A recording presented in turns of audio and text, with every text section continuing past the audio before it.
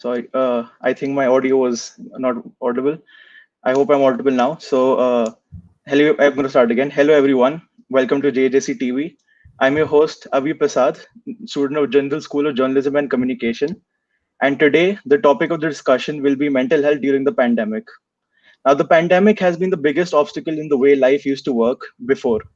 People are stuck at home with the risk of going outside. Many are many are losing their jobs, and students are finding it difficult to focus on education, and sitting at home is difficult. In general, social life has been halted for most. To talk more about this, we have with us Ms. Anandita Kundu, who is a psychotherapist trained in trauma therapy and suicide prevention. Ms. Lima James, a psychotherapist specialized in working with anxiety, personal growth, and development of healthy emotions. And Ms. Shaina Vasundhara Bhatia, who is a psychotherapist and a counseling psychologist specialized in psychodynamic psychotherapy. Good afternoon to all of you. Good afternoon. Hi, So, Ami. Good afternoon. hi. I'm glad all of you could be here. Yeah. Thank you for having us here. Thank you. Yeah. Thank you for having me. So, Thank you for having us. yeah, so let's begin. So, if mental health seriously affects students, especially during the pandemic, should there be less work given to students since many face issues at home and many get distracted from online classes? Or should classes be cancelled and students should be given therapy sessions to cope with mental illnesses? We can start with Ms. Shaina. Hmm. I'd like to begin by thanking everybody for having me here. Avi, I think that's a more nuanced and complicated and layered question by, as opposed to me just saying a yes or no to either of them. The point is that I think what essentially needs to be done is that students, professors, families, that could be parents, sibling, anybody, essentially each and every one of us needs to be aware of what should be the red flags or the signs you need to be on the lookout for. I don't want to say that, students should not be given any homework or students should be given only therapy. The point is, I, as a person, feel more empowered dealing with my own mental health if I know that I have mental health services available for myself. So I think what students need is, one of the things that's happening a lot right now is that each one of us has lost like these milestones and safety pockets in our lives, right? And for students, it is about simple things like, if you look at 12th graders, once they graduate and they move to college, the very act of being able to go buy clothes or go buy books or just talking about what you're going to be studying, the act of going to college and meeting new people is such an important developmental milestones in their lives. And like students have lost a lot of this. So taking away their education in terms of just taking away all homework is not very helpful or healthy for them. But I also think in the same breath, I do want to add that having been a part of this entire system myself, I am born and educated in India, and I've done all the way through, like college, university, everything in India. I also do understand that sometimes it's a problematic system, right? So sometimes, yes, most of the times education is given priority over everything else. Like I remember from the smallest things when you're in grade 12th or 10th and you're told, acha, my kid is going to stop working out, ab khelna band karo because you need to sit and study. So the point is that giving homework, education, grades a priority over everything else is not a healthy perspective. What needs to happen is, that's why I say that we need to empower students and parents and families and educators, that you need to see who is in need of support. Each one of us needs mental health support. Anyone who has a brain, has a mind, has a mental health. Okay. Yeah. So for us to say that so and so people need and so don't need is also a little bit of, it's not really true. The point is that each one of us needs, and each one of us lies on a different end on the spectrum. My need may vary vastly from somebody else's, and somebody may need SOS attention as opposed to somebody may need sustained interventions. So it's a very different, different permutations and combinations. So I think what really helps student is to let them have their pockets, let them have their homework, let them have their classes, but also recognize when it is becoming very overwhelming. So if a student feels that getting out of bed every day is really getting a struggle, you're not able to take your showers, you're not eating your meals on time, your sleep cycle is completely lopsided, you're not getting to just step out in the balcony and take a fresh breath, or just go downstairs for a small walk, or just you're not in touch with your friends, you're not keeping in touch with your homework, assignments, with your professors, you find yourself just logging off, or you find yourself never wanting to switch on your camera in your online classes, and you're not participating. So for me, I would say these are some of the red flags, and they could mean different for other people. Someone may be feeling, maybe somebody is feeling sad, or maybe even feeling maybe in a depressive mode. Somebody may be feeling very anxious. So that is something that for me would be the next step, saying, hey, I see these red flags, and I think it's a good idea for you to reach out for support, for mental health support.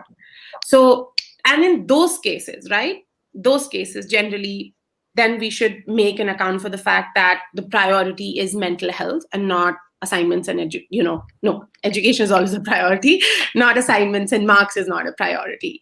And I also do want to add that I think it's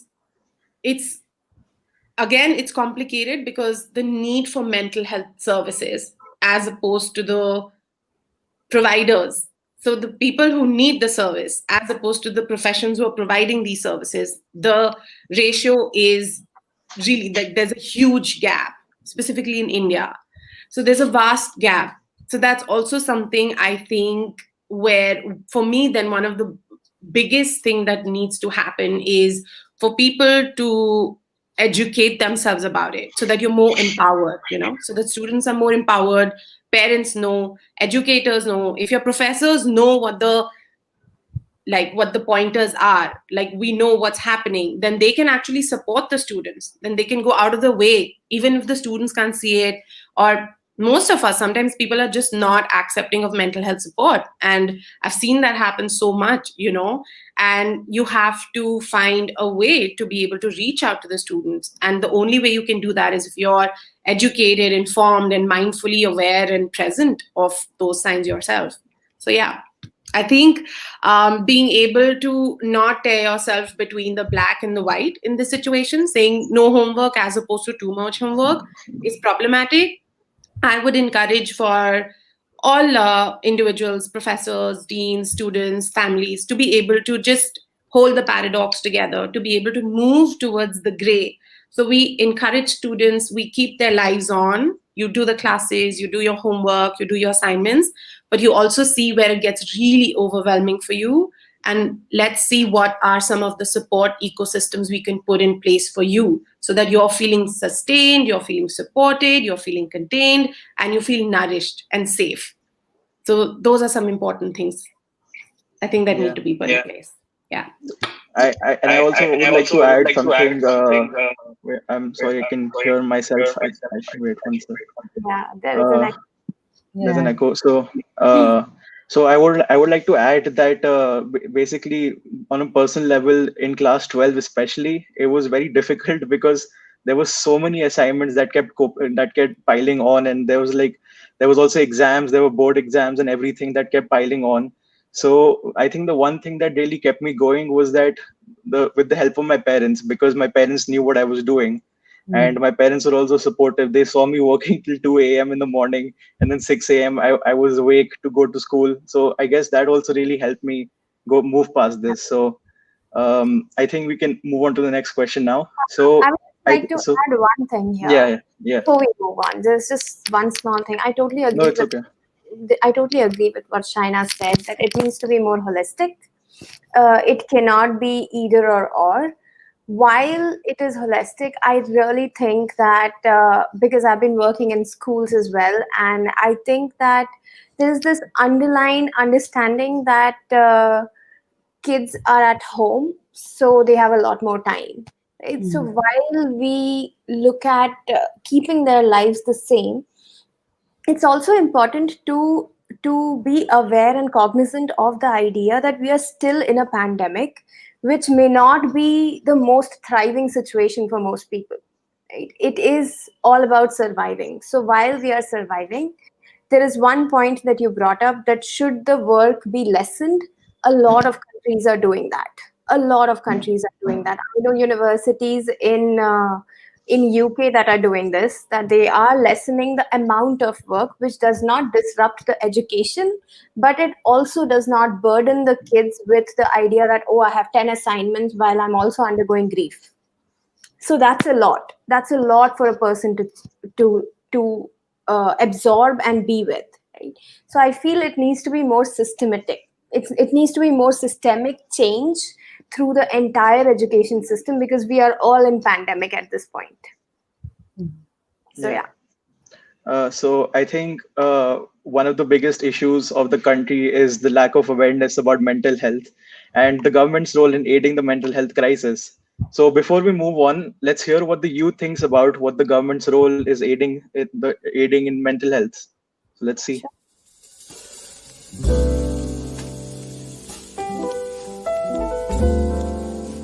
Personally, I haven't heard a lot about mental health being talked about in India. Mental health is not a big thing in India, and it's only starting to catch up these days, but it's not a part of our culture at the moment. The government is not putting such a high priority on it. The funds allocated towards mental health are less than ₹1 per family. So positive action should be taken to remedy the situation and remove the stigma on mental illness in the Indian society. And I don't know if it's just the government's problem or if it's like a cultural issue, because in many Asian countries like Japan and Korea, mental health is a big issue and it's not talked about a lot. So I think the government should give focus to increasing awareness about mental health, because I think that's the first step and it's lacking currently. So it's pretty evident that the youth believe that the government's not doing much to aid the crisis. So let's see what the discussants think about the issue now. So the World Health Organization had labeled India as the most depressing country, where India has one of the largest populations of people suffering from mental illnesses. The main reason being the lack of awareness, and people suffering from mental illnesses are looked down by the society. Since we are associated by the term a developing country, why is mental health not taken seriously in the country at all? Has the government taken any measures to solve or at least help contain the crisis? We can start with Ms. Lima on this. Yeah, so like Anandita just said, I think more than what we do as individuals, it has to be a systemic change, and what we bring about. So even the government did, at least in the beginning of the pandemic, there were these circulars that were being sent out by the government, where there were breathing exercises, or what can be done when someone is facing an emotional crisis, and what can be done when someone already has a mental health issue. So there were also these reminders that were put out that if you feel that you're feeling more anxious, or your mental health is has worsened than what it was right now, there was a small line underneath: please go speak to a psychiatrist or a mental health professional. But I think that should have been a little more bolder, because given how we are, and one of the youth also said that it is our culture. We don't we stigmatize mental health to such an extent that we refrain from going to a professional at all, even if it is a psychiatrist.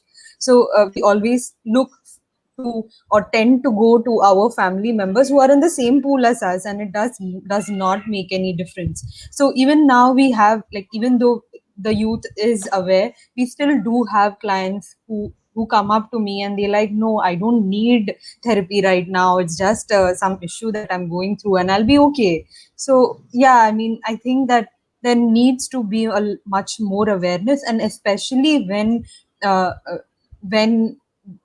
especially when there was a big crisis that we saw in the entertainment industry, and it did come out in the forefront. It could have been handled well, but no, that was not the track it took. So that added to the stigma it has. And although we say that, yeah, mental health matters, but I don't know how much of it does on part of the authorities who are dealing with it.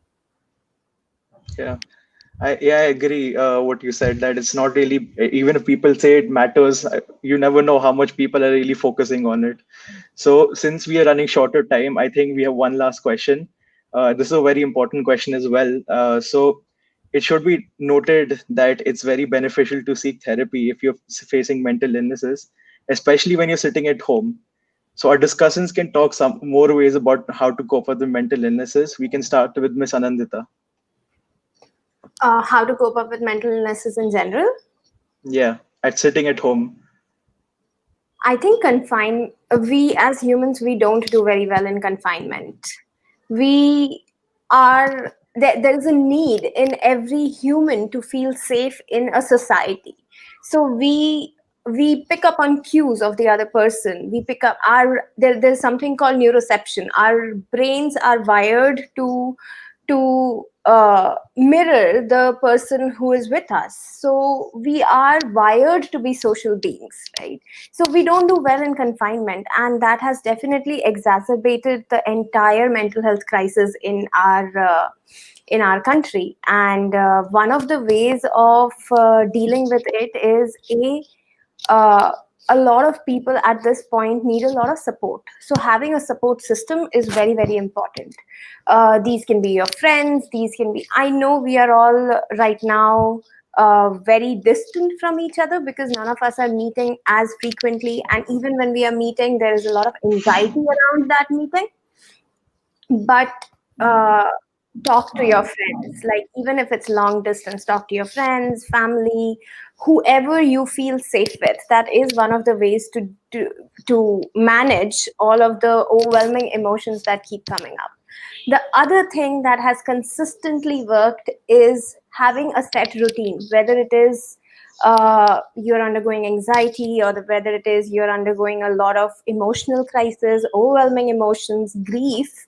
Having a fixed routine for yourself, it gives you some sense of time and space. When you stay day in and day out in your home and you are not meeting people, you don't know when something is ending. Like right now, the differentiation between your work day and your personal life is completely gone. Your everything is so overlapping and everything is merging into each other. So having a set routine for yourself, it gives you some sense of where your day is ending, where your personal time is beginning, where your rest is beginning, where your family time is beginning. Some sense of a clear bifurcation. That is something that's really important. The other thing is to reach out. I know, like we all have discussed so far, that mental health is a crisis in our country. And I feel in the past 10 years that yes, with the new mental health act coming into picture and a lot of things happening, there is more awareness, but I definitely feel there's a huge gap that is still to be met. So bringing in more awareness about psychotherapy. Right now, we only have awareness about clinical psychology, which may not be psychotherapy all the time. So bringing in more awareness about psychotherapy that is important in an everyday life is very, very important. So reaching out to counselors and normalizing this entire act, that you can, instead of recognizing that if someone's seeking therapy, oh, they're crazy, or they're undergoing something big in their life. It may not be. It may just be everyday situation that is overwhelming for me, and I need someone to be a sounding board for me, to get rid of that stressful, overwhelming emotion, just to be a sounding board, right? So I think it is like, I would like you guys to add to this thing, but I think it's one of the most integral part to normalize seeking help, that it's okay, and to build in the community in our country from the perspective of interdependence and not independence. It's not that I have to function as a separate individual in the entire society. We don't. We need to function as individuals who depend on each other for various things. So bringing in that sense of interdependence and making it okay to depend on each other, right? I don't think that exists in our culture, even though culturally that's a norm in India. It doesn't exist in our culture at this point. So Yeah. yeah. Yeah, I think that's all the time we have for today. It was great talking to you, everyone over here, and thank you for everyone who watched this discussion. I can see that some of our viewers have left a few comments saying that this is the best discussion about mental health they've had. So hope we can all raise awareness about mental health in our country. And thank you everyone for Thank you for joining. having us. Thank you for Thank you having so much. us. Thank you for bringing this discussion into picture. Yeah. Thank you so Yeah, much. it's very important to bring this up. So thank you very much. Thank you. Thank you.